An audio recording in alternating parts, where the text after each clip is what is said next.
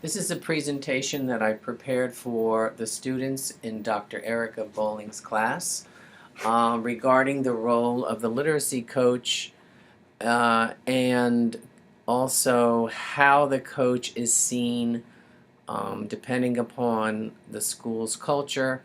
Um, is the coach a reading specialist? Is the coach a supervisor? And so the title of this presentation is What Hat Am I Wearing Now? It's really important that everyone is clear on when the coach is actually coaching and doing other things during the day. So students, I've taken your questions and I've compiled them into this short presentation, so hopefully I've answered all of your questions. So this presentation will focus on is there such a thing as a normal coaching day? How do you keep track of your coaching? The tools that the coach uses for reflection and for recording the work that the coach does with the teachers. How does one go about building trusting relationships?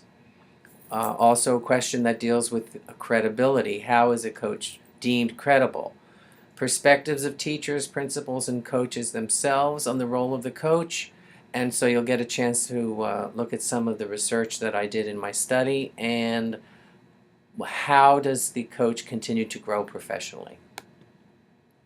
So when we look at adopting what I call a professional persona for coaching, the role of the literacy coach is ever evolving and it's dependent upon the school culture. Today in 2015, I'm sad to report that the literature is saying that the coaching role is sort of waning because of budget cutbacks.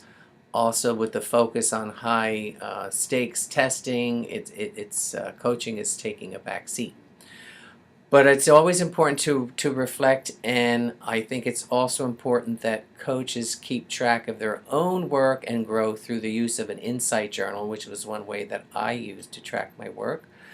And I think also as for the professional persona, it's always important to include the most current research and readings, so that one way to accomplish that would be for the coach to hold book talks and include the use of protocols for reading the literature at grade level meetings that are focused on practice. So when we look at the different perspectives of the stakeholders regarding the role of the coach, in my particular study, it was discovered that all the participants, whether they be teachers, administrators, or coaches, saw the coach playing three major roles. One, a resource manager, a co-planner, and administrative task manager. Many of the roles did not necessarily impact teacher practice, according to my findings. But all agreed that a clear job description regarding the roles and responsibilities must be communicated from the district down, especially if the coach is someone who's also a reading specialist and also holds a supervisor certificate, that was the case for myself. So what do coaches use to do the work that they do? It's important that a coach keeps their own reflection journal throughout the day. Monthly coaching logs to record daily coaching meetings and the work with individual teachers. If you're doing focusing on curriculum, the most current unit of study, pacing guides, curriculum guides, mini lesson templates. I personally use a coaching continuum when I enter into a relationship with a teacher to show them where they are in their own gradual increase of responsibility and how they can grow. There are many what I call entry points for coaching, and allows us to have deep conversations about a teacher's personal growth. Credibility is established over time. For myself, I bring along 22 years as an educator in elementary, middle, and also at the college level of teaching. I have played all roles in education, including reading specialist, supervisor. So I put together all that expertise to focus on the work that I do with individual teachers, keeping in mind that the role of a coach is always non-evaluative. Also belonging to professional organizations like our most recent New Jersey Literacy Association, which is replacing the New Jersey Reading Association. I'm sure Dr. Bowling will tell you more about that and how you can become involved. And always keep abreast of the literature on what works. Listen more and talk less. And gather your testimonials from teachers that you have worked with. So someone asked, what's a typical day like in the life of a coach? There is no typical day.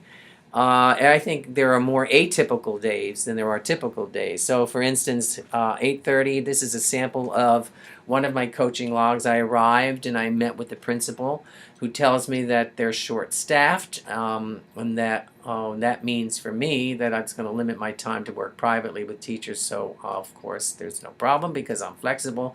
I will go into the classrooms to assist any way I can.